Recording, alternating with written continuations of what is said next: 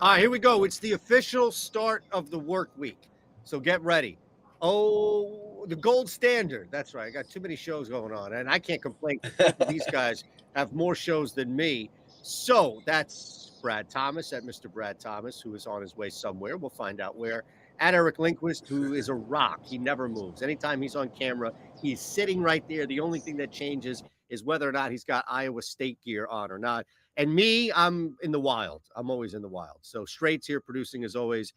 And we have week 2, man. I'm excited. I am excited for week 2 football, but I also am excited, Eric, to figure out where in the world is Brad Thomas. Where in the world is Brad Thomas right now? We know he's going 65 miles per hour right now. 65 miles per hour.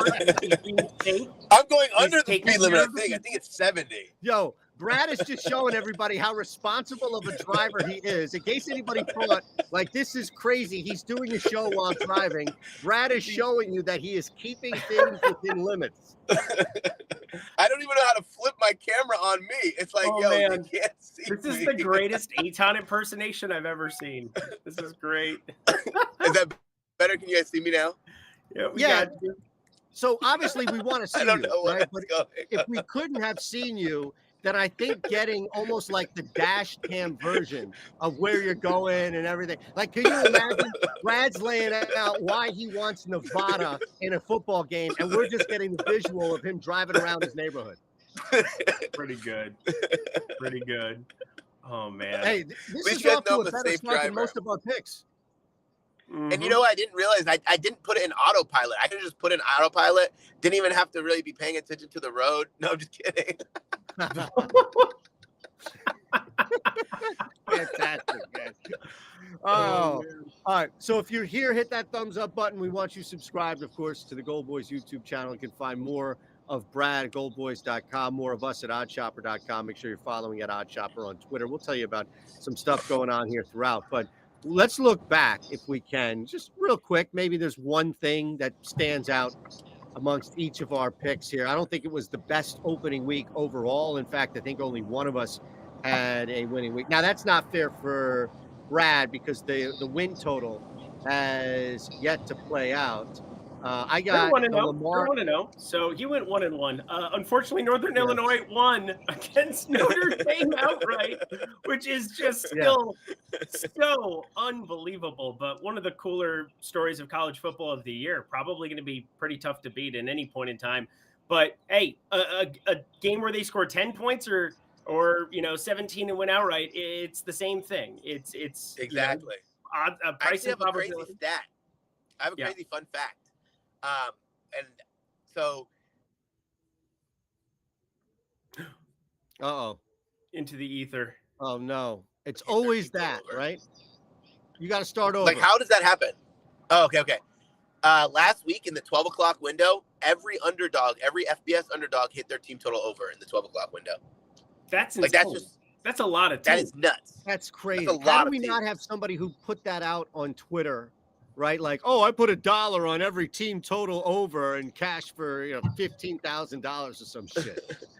I would have never even noticed, except I gave out 2 unders, and then Kyle Hunter, I was on a show with him. He had 3 overs, so I was monitoring all the lines, and I was like, wait. Once I got to like the 4th or 5th underdog, I was like, wait. Let me just go ahead and do all the math. So insane. Yeah, it was crazy.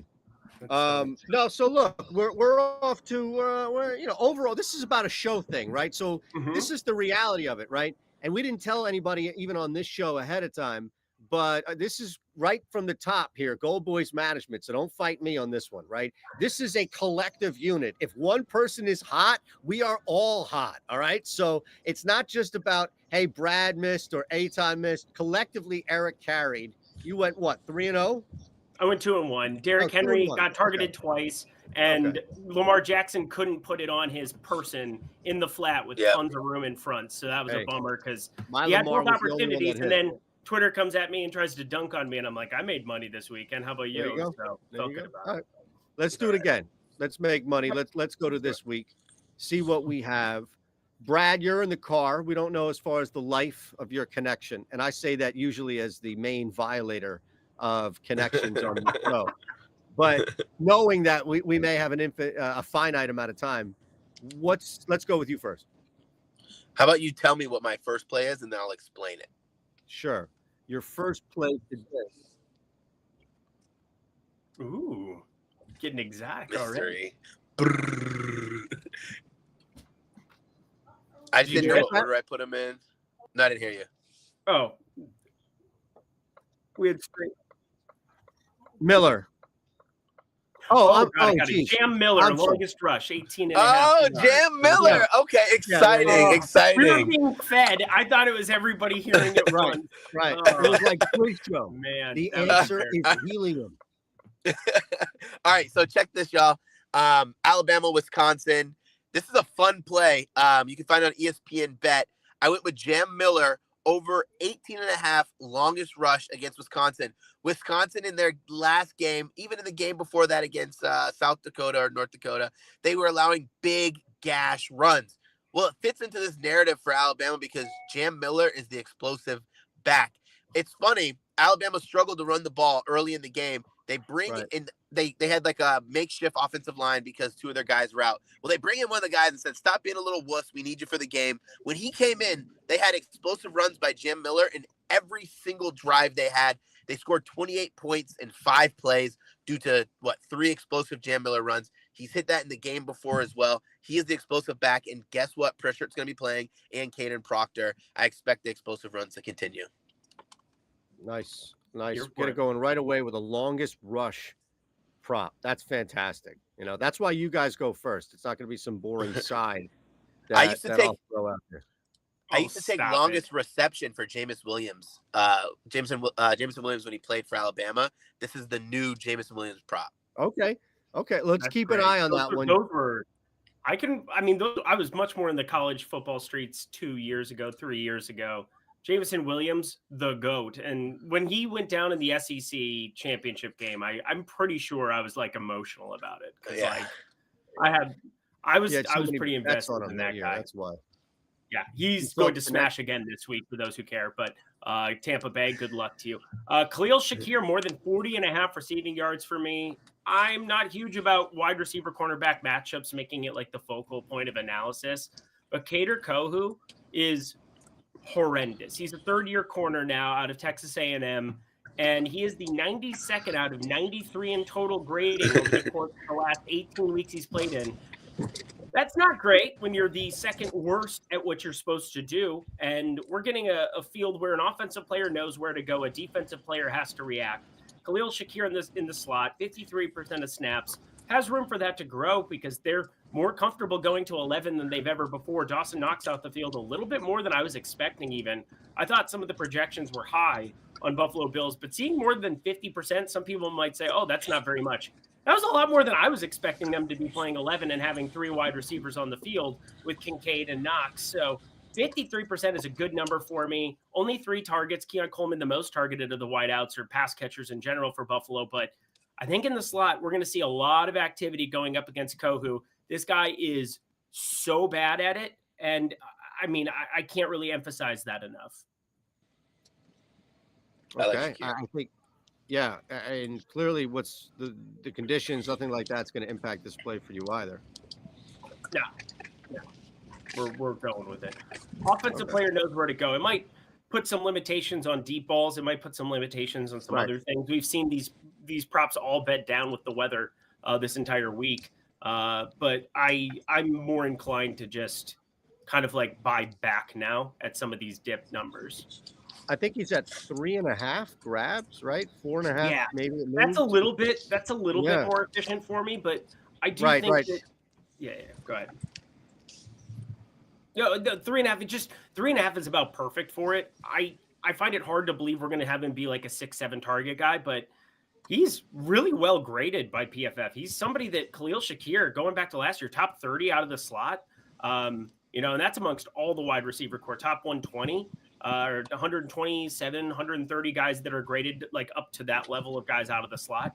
He's been really, really good. And again, you rarely see this big of a discrepancy between somebody who's in the top 25% out of the slot and defending that position and the guy who's second worst in football. Got it. All right. We're up there. Shakir now makes 40 and a half, pardon me. So let me round out number one on the board for me is going to be look, I know there's going to be rain and it's going to be a little wet. It's going to limit downfield, if anything.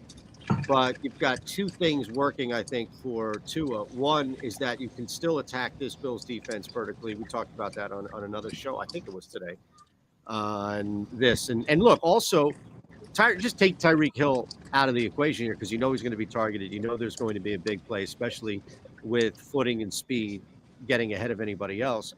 But just because, if so, something is limited, doesn't mean that the Dolphins and Mike McDaniel are going to shut down the passing game. So at 264 and a half, still going to be something where even if you play into the trends here, where Tua is playing from behind and struggling once again, I'm not looking at touchdowns. I'm not looking at points. I'm not looking at anything more than just having to move the ball either to get up on Buffalo or to get back in this against Buffalo. So to get to 265 is where I started for Tua. It's a nice buyback number. Again, didn't this open up in the upper 270s? I mean, this got bet down pretty considerably. And now, again, I think now we're looking at the buyback. Started to move up a little elsewhere. So 264, I think, was one of the bottom numbers there. But right, I mean, you're just looking at buyback. You're looking at quicker passes, getting the ball out faster, or just simply the rain and the wet isn't as impactful. As we know, Brad would have a better read on the weather than the two of us. He's down in the state at least. Yeah, we got overcast right now. They're probably feeling more of the effects of the hurricanes than I am right now, or the tropical storm, whatever it is now. How far are you from 3 hours? Ground zero? 3 hours, yeah. So it's from a weather pattern standpoint, not to go full thundernado. What were those things called? What was the guy? He was like a celebrity because he had, is it Vic Canali or some shit? I don't know. He was on the Weather Channel and he was doing these live weather reports and he was creating these terms. I guarantee you somebody in the chat has an idea on this thing. All right, let's swing it back. We'll swing it back to Brad here. I know this play. I took Jam Griffin. Okay. Oregon State, Jam Griffin. Full transparency, I took over 48 and a half. It's about 50 now, about 51 rushing yards. A lot to like about this. And it's hard to say this, that you like Jam Griffin rushing over because of what Ashton Jeanty just did from Boise State. Like, that's just like comparing apples and oranges. But I do like the amount that Oregon State are going to run the ball. 108th in rush rate over expected. They have Giovanni McCoy coming in, who is a run-first quarterback, right? He's young. He was freshman of the year at FCS level last year, but he's still not a guy who you're going to depend on to win you games. I think they're just going to pound the rock. He's going to get adequate enough carries to bust this open. And I was actually been impressed with the Oregon State offensive line. You know, they lost some talent to the transfer portal. They lose their offensive line coach, their offensive coordinator, and their head coach, but still managed to get great push. And I don't think this Oregon team is cut out to what everyone thought. Oregon so far, and this is an estimation, but it's about 2.4 yards before contact, which is a crazy stat from the running backs. I know they played Jeanty, which makes that number way different, but Jeanty is not breaking the tackles. He's just finding the holes, which means there have been big holes from this defensive line of Oregon. So I think Oregon State is going to see a lot of success with Jam Griffin. Yeah, man. I like that a lot. I think there might be some value taking that squad as well. What is that, 16 and a half, the line? Yeah, 16 and a half. Yeah, I'm interested a lot in Oregon State. I mean, look, you can look at some trends here by all means that's going to point to that. And while we're away from the whole Civil War rivalry thing, I think you can look at just how important this game is overall. Yep. But yeah, there's some things pointing to the Beavers coming into the game, and then you laying out that too at 16 and a half, you can still get that. I'm very interested in that too. Yeah, you mean like how bad Oregon's looked through two games? I mean, I'm married to an Oregon family, Oregon Duck family, and it has been like you would have thought they lost both games with how the ridiculous reactions to Gabriel. I mean, it's just been insane in the house. Well, it's funny thinking about it. Oregon is pretty high rush rate over expected. For anyone who doesn't know what that means how many times they run versus the average team. They're running a crap ton. I think they're in the hundreds too. Like, that's ranking. But to make that even worse is they're not driving the ball down the field. I thought the difference in the offense between Dylan Gabriel and Bo Nix would be more shots downfield. Yeah. I've seen less shots downfield. And me being a UCF guy, maybe it's because they're afraid of his turnover-worthy passing, but they're like not even taking shots. That's wild. That is wild. Actually wild. It's actually wild. It's weird. Wild that this opened at 14 and it's moving to 16.5. I don't understand. Look, I don't fine with me. Fine with me. I don't know where the buyback begins or where that thing stops. 17, I imagine, is going to be 17. You're buying Oregon State. Exactly. Yeah. Well, I'm already. I mean, look, anything past 14 for me is fine for Oregon State. 16.5 is a fine number. I don't think you have to wait. I think this is way closer below 14 than it is closer to 17. But the home team has won the last 4 games in this rivalry. Insane. Look at that. Look at that. All right, Eric, your second best bet for the gold standard. Oh, see, I went Thursday Night Football thinking like Thursday. Part of me wants to like pivot. That's to fine. like another Sunday one. There's no rules here. I have my one Sunday, but we're looking at Jonnu Smith here as well. So I have 2 different ones that I was looking at. This is going to be the receiving yards one. I think Pick'em, you should be utilizing his receptions, but Jonnu Smith, new acquisition. I didn't get on the field a bunch, but he ran a route on 78% of the dropbacks for Tua amongst his 18 offensive snaps. And I do expect his offensive snap share to go up as he becomes more familiar with it. He's not really out there for run blocking at this stage. But again, field conditions, potentially, Buffalo playing a little bit underneath, trying to, if they go too high safety and try to take away some of the Tyreek Hill deep shots, I think the middle of the field ends up a little bit more open here. I think receiving yards is the better bet. I think receptions, the better pick 'em play, where it's juiced more like minus 148. I was surprised to see these kind of numbers, but the more I dug into it, you're going to see Jonnu Smith on the field more against a Buffalo team than you saw against a Jacksonville team last week with schematically how they're going to handle Jalen Waddle and Tyreek Hill. That's all you need to be thinking about if you're any defense, how to slow down those two. I think it's going to open up the middle for Jonnu Smith, a couple of short yardage plays. Can be a 7-yarder and an 8-yarder to cover this one. But I like the receptions, not necessarily at books here for this week.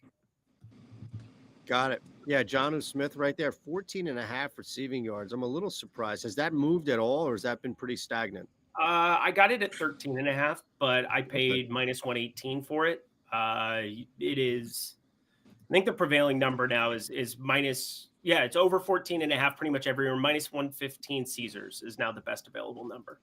Okay. No pushback here for me on that one. Me either. That's one of those props where I'm like, I just got to trust you. Yeah, exactly. Which I'm willing. Ray McLeod never left the field. 16.5 receiving yards. People were down to 13.5. All of a sudden, I had 2.5 units on Ray McLeod to catch football. I was like, what is wrong with me as a person in the world? And then, thank God, Kirk Cousins, the GOAT, the immobile GOAT, if you will. Thank you for throwing to Ray. Yeah, it's going to be a rough one. Oh, yeah. All right, go ahead, brother. Is that me or you? I think it's me. Yep. You, Eytan. All right, so you're going to get a boost here on one of the 2 books. Whether you're limited or how much you are is not my issue, but you are going to get a 50% profit boost across the board for both FanDuel and DraftKings, and it's a solo play, so you can use it on anything. And what I did is I went to Dalton Kincaid. I went to the 40-plus reception yards as an alt and boosted that. It's going to be north of plus, I think, 130 or 136, something along those lines. I can actually get you the exact number boost. No, I apologize. It's 116, but that's fine. I mean, you're getting plus 116 for 40-plus for Kincaid, and I think this is as weatherproof as it gets to where you're not going to see. I mean, outside of a torrential downpour to where nobody can move the football, this is going to be Josh Allen's prime target to move the ball. I'm not worried about scoring in the red zone. I'm worried about just a magnet for the football, and I'm worried about somebody who can, I think, get behind that second level. And also, Allen's not going to go away from him, right? Like, I'll sweat it. I'll be mad. I'll text Lindy, like, what the fuck did I bet in the second quarter? but he's not going to go away from him. Like, I don't think Dalton Kincaid disappears in this game. So at 40 plus on the alternate, I boosted that to get me to plus 116. Dalton Kincaid, 80 plus snap count, 80 plus snap percentage last week, which was absolutely crazy. It was his highest that he's had since he's been in the NFL by almost 23%. Yeah, and I don't know how that dips, right? Like, you need him on the field, especially if it's going to be tough to move the ball directly or at least vertically down the field. I feel like he becomes even more valuable here. And again, we're talking about receiving yards, which I think plays to the best in this overall. All right, no pushback. Lindy's good. He's got his club. I had looked that lineup early in the week, and the only thing that stopped me was just usage uncertainty. But if you were to talk about a due, like someone who's due, I don't really bet on players who are due, and I know there's certain people who make a bunch of money doing that. He's the most due out of any player in the NFL per what happened in week 1. All right, I love it. We'll hit you with our final 3 plays. You see the big board right there for our Thursday show. We'll be back Monday, of course, and recap, look ahead, all of that good stuff. But let me tell you, or at least let us tell you here one time, give us 30 seconds, how to take advantage of this great offer where you can get what? You can get a month free of GoldBoys.com and get this ridiculous introductory offer over at BetMGM. The GoldBoys are one of the largest, well-known sports betting communities on the planet with a Discord to match. We're going to show you how easy it is to get 1 month free of GoldBoys.com just for signing up at BetMGM using code GoldBoys. Sign up at MGM with code GoldBoys, deposit a minimum of $10, and get your first bet back at BetMGM up to $1,500. After signing up at BetMGM, send a screenshot of you using code GoldBoys to promohelp@goldboys.com to get your first month free. 21 or older, gambling problem, call 1-800-GAMBLER. No, Kentucky football. Why? Kentucky football. It's not going to make the card. Don't worry. Okay. I wouldn't do that to Straight more than anybody else because we gave him plays so he could build that. Brock Vandergriff. I'm on Georgia first quarter, Georgia first half. We got you, Straight. We got you now. Why? What do we do now? Oh yeah, I know. That's what I meant. Like, I was telling everybody because they heard Kentucky, and I was telling everybody who were live to, don't worry, Kentucky's not going to be making on the any card. Thank goodness. Yeah. I mean, they could probably backdoor if Georgia's up by like 28 and they take everyone out in the fourth quarter. 24 and a half. I'm telling you, man, don't be surprised if you see me recklessly post 24 and a half somewhere. Just I don't want. There's a reason why I laid off of the full game and went first half and first quarter. Yeah, I like that. Okay. All right. Let's go. Final stretch here, Brad. You start things off. Yeah. Let's go to the soccer realm. I got made fun of today or poked at because this is one of my favorite player props to bet in the EPL. And I've bet it twice this season and it's cashed both times. And what's funny is the one time I did not bet it, it did not cash. So I don't know if I'm the good luck or I just was doing a good job of making sure I wasn't on it when it wasn't a good spot. I took, we're going to go Crystal Palace, Leicester City. For those who don't watch soccer, the home team is listed first. So this is at Selhurst Park, which is important because at home, we've seen Oliver Glasner, the manager, be a lot more aggressive, play more on the front foot, shoot more. And they've started the season off without a win. 3 games without a win. They're playing against a newly promoted Leicester City team who they know they need to get 3 here or things start to get dicey.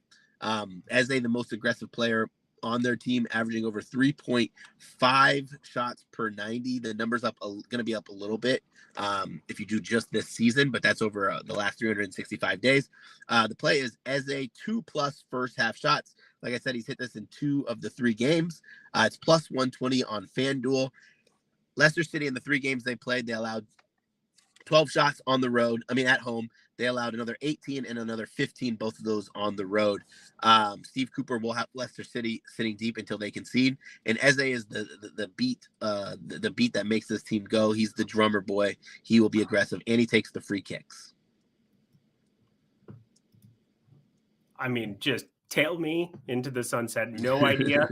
No idea. But again, this is why tails exist. This is why we are going to, I'm just firing that one up. No doubt about it.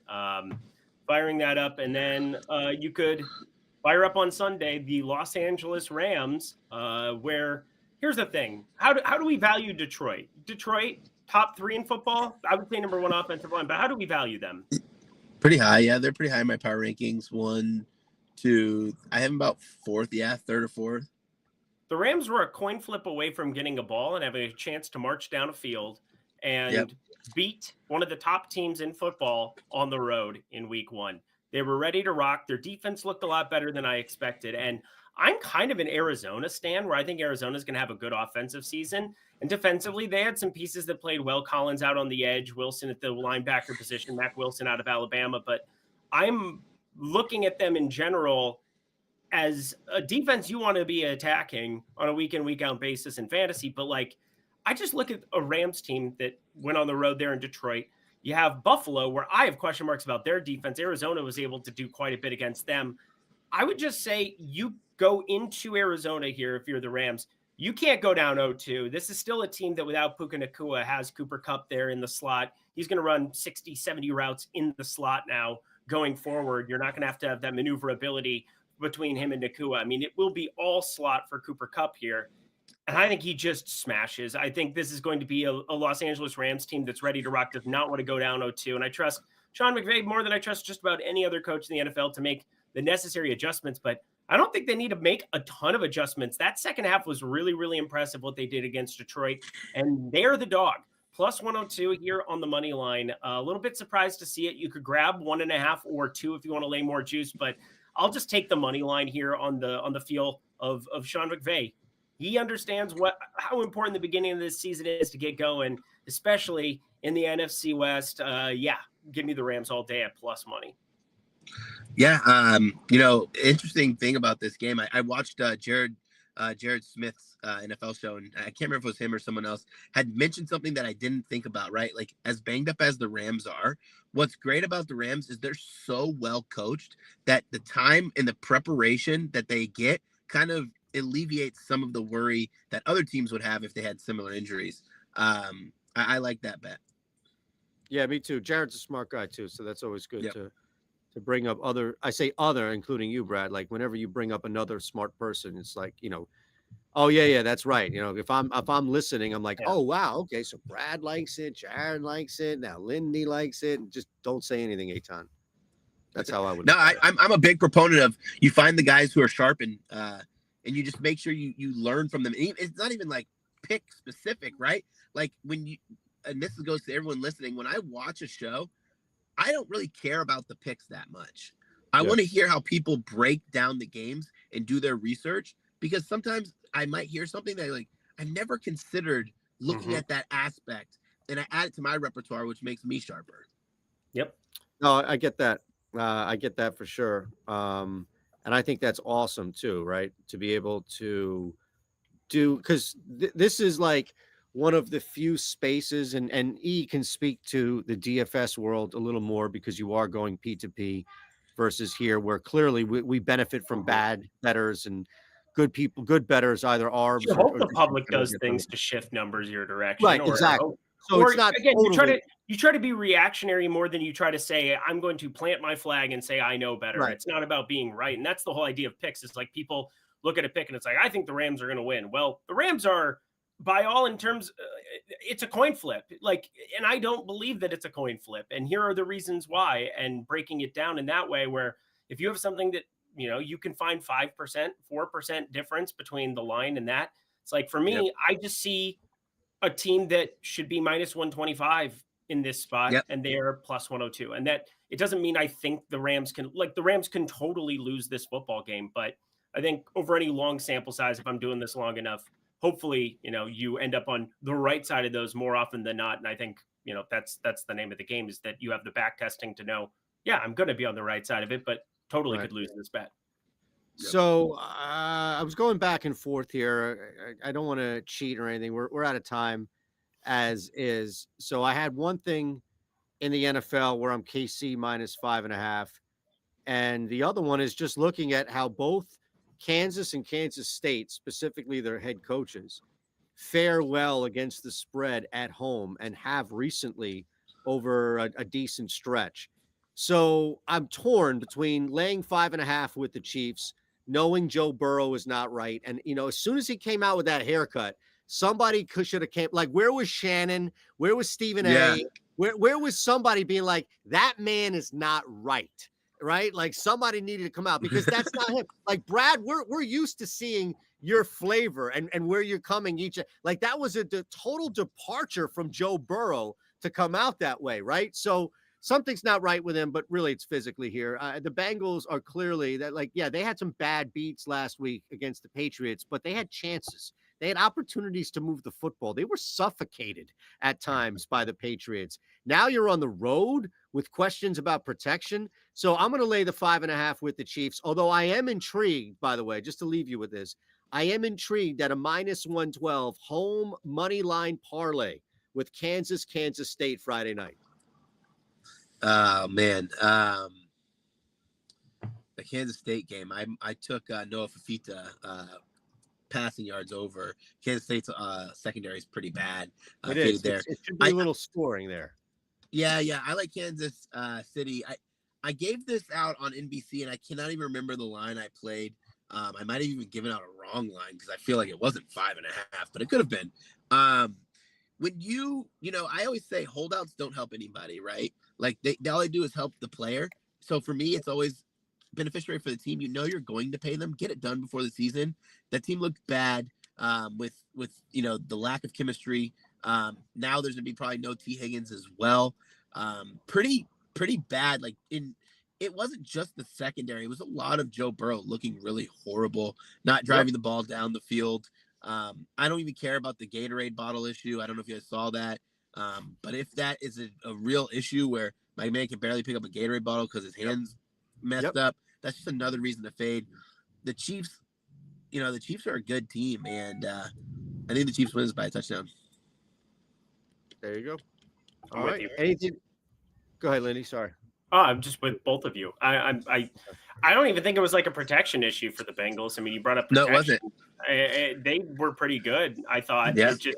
It's hard to throw the football to like the offense out of shotgun. You have to have an X. You have to have Chase moving around. Like, you need two really, really strong wide receivers. And Iashivas, he's really good when he gets to be on the field with Higgins and Chase. Most wide receiver threes are going to be much more difficult to be that secondary go-to guy.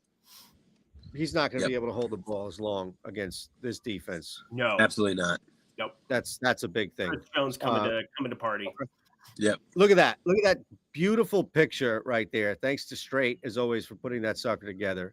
At Mr. Brad Thomas, at Eric Lindquist, at shanderbets. So you can follow the three of us. Again, take advantage of that first free month at goldboys.com. Sign up using that link here that we have for you to get that introductory offer at MGM. So you're getting this great offer at MGM, and you're getting a month free at goldboys.com. Come check us out in the Tails Marketplace over at OddsShopper.